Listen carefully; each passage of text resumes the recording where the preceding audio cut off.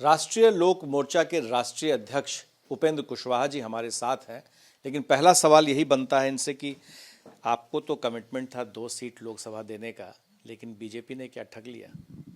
नहीं, देखिए, कोई भी गठबंधन हो, जब वार्ता का दौर होता है तो अलग अलग पार्टी अपने हिस्से में ज़्यादा सीट चाहती है, किसी भी गठबंधन में। लेकिन वह तब तक चलता है जब तक वार्ता चल रही होती है। वार्ता के बाद जो अंतिम रूप से डिसीजन होता है, वह डिसीजन उस गठबंधन में शामिल सभी पार्टियों का सामूहिक डिसीजन होता है। तो जो कुछ भी था वार्ता के क्रम में, अब बात पहले ही समाप्त हो गई और एक डिसीजन के लेवल तक हम सब लोग पहुंच गए।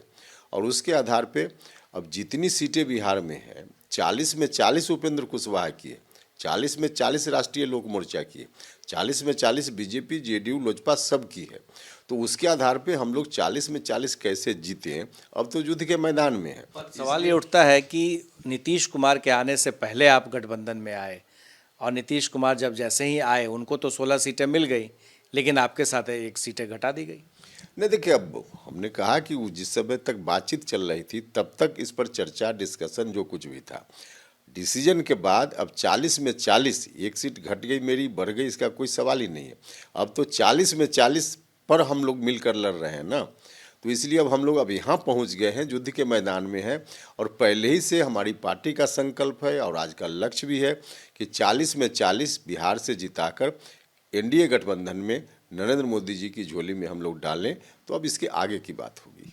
नीतीश कुमार से आज आपकी फिर से मुलाकात हुई, अब देखा एकदम गलवैया आप लोग फिर से बांध रहे हैं, क्या कुछ नया खिचड़ी तो नहीं पकड़ी? नहीं, देखिए, इसमें खिचड़ी पकने जैसा क्या है। नीतीश जी से एक तो व्यक्तिगत संबंध मेरा बहुत पहले से रहा है, तो उसके आधार पे एक दूसरे के प्रति आत्मीय भाव तो है ही।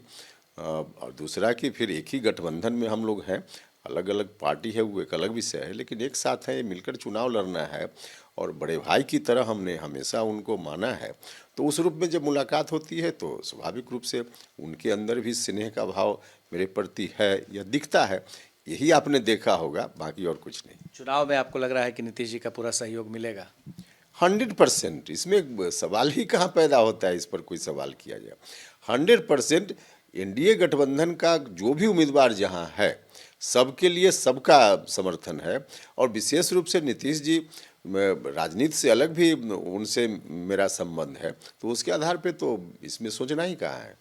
एक जो सबसे अहम बात सामने आ रही है कि आपके ओपोनेंट में कोई तय नहीं हो पा रहा है कि कौन होगा उम्मीदवार, कांग्रेस का होगा या सीपीआईएमएल का होगा, तो क्या आपको लगता है कि चुनौती होगी? नहीं, देखिए, उधर से कोई ना कोई उम्मीदवार तो होगा ही।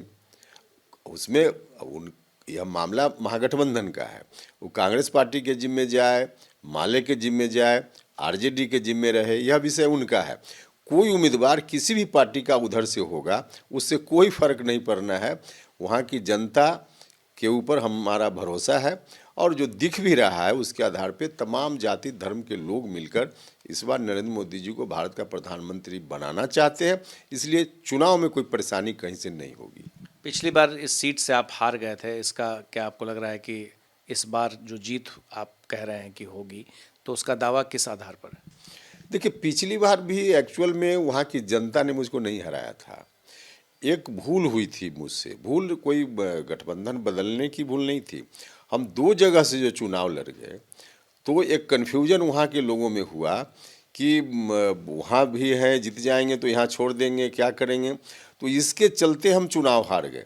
अदरवाइज हम सिर्फ और सिर्फ काराकाट से लड़े होते तो 100% से ज़्यादा गारंटी इस बात की थी कि हम वहाँ से चुनाव जीत गए होते। तो नहीं जीत पाए, इसमें वहाँ की जनता का कोई दोष नहीं है, हमसे ही भूल हुई जिसके चलते ऐसा हुआ। लेकिन इस बार तो सभी जात धर्म के लोग एक साथ मिलकर के हम फिर कहेंगे कि नरेंद्र मोदी जी को भारत का प्रधानमंत्री बनाना है, सभी लोग चाहते हैं। तो इसलिए इस बार कहीं कोई कठिनाई नहीं है। 2019 में जो हुआ सो हुआ, लेकिन 2024 में कुछ नए समीकरण के साथ उपेंद्र कुशवाहा काराकाट से जीत रखने की मंशा रखते हैं। हमारे सहयोगी शैलेश के साथ प्रकाश कुमार, एबीपी न्यूज़, पटना।